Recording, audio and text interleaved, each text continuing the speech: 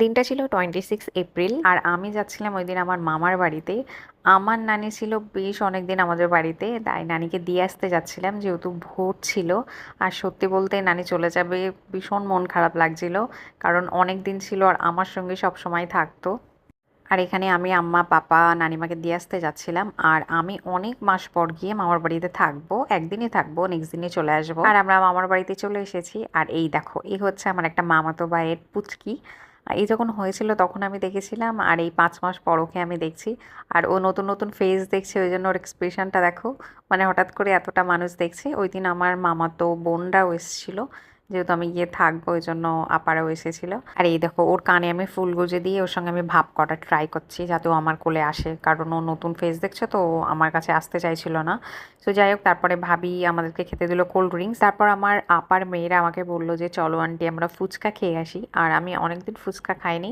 So আমরা তিনজন গেলাম ফুচকা খেতে, আর মামার বাড়ির মার্কেটটা একদম পুরো পাশেই। আর ওখানে গিয়ে ফার্স্ট আমরা খেলাম চিকেন চপ, যেটাকে ওরা সবাই বোম বলে, হ্যাঁ বোম। আর এটা নাকি ওখানকার খুব ফেমাস, মানে আশেপাশে সবাই নাকি ওটা খেতে এখানে আসে।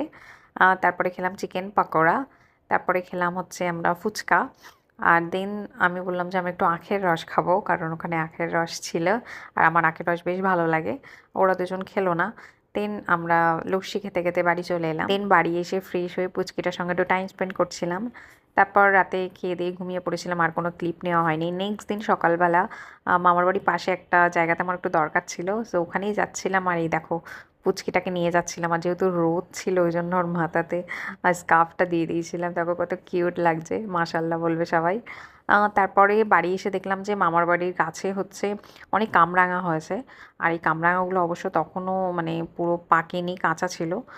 যাই হোক, তাও আমি লোভ সামলাতে না পেরে কয়েকটা পারলাম, আর এখানে ওটা খাচ্ছিলাম। মানে কস ছিল, কিন্তু এই কামরাঙাটা না ভীষণ মিষ্টি, কিন্তু যেহেতু এখনো পুরোপুরি বড় হয়নি ওই জন্য কস ছিল। আর এই দেখো আমার কাণ্ড দেখো, আমি পুচকিটাকে প্যাকেটের মধ্যে ভরে ছবি তুলছিলাম। দিন দুপুরে খাওয়া দাওয়ার পর আমি বললাম যে আমি আম মাখাবো, যেহেতু সবাই ছিল আর সবাই মিলে আম মাখা খাওয়ার মজাই আলাদা, মানে এর টেস্ট একটা আলাদা রকম লাগে। তারপর আমরা সবাই মিলে আম মাখা করে খেলাম, আর সবাই মিলে খাওয়ার মজাই আলাদা, মানে যে কোনো জিনিসের টেস্ট আরও দ্বিগুণ হয়ে যায়। সো বেশ ভালো লাগলো সবাই মিলে আম মাখা করে খাওয়ার, অনেক দিন পর সবাই মিলে খেলাম। দিন একটু রেস্ট নেওয়ার পর আমার একটা মামাতো বোন আমার জন্য নিয়ে এসেছিল ক্যাম্পা আর চিপস, তো ওটাই খাচ্ছিলাম এখানে। আর এই দেখো, পুচকেটা আমার পুরোপুরি চিনে গেছে, মানে এখন আমার কোলে আসলে হাসেও। দেন ওই দিন রাতে আম্মা পাপা এসেছিল আমাকে নিতে, আর আমার সঙ্গে যাচ্ছিল আমার একটা আপার মেয়ে, মানে ও ছিল, ওকে আমি নিয়ে যাচ্ছিলাম আমাদের সঙ্গে। তো ফেরার সময় দেখলাম যে বেলিয়াঘাটাতে একটা ক্যাফে আছে, ইকো ক্যাফে, এটা বেশ অনেকদিন হয়েছে কখনো যায়নি। তো ভাবলাম যে ওখান থেকে কিছু খাওয়া দাওয়া করে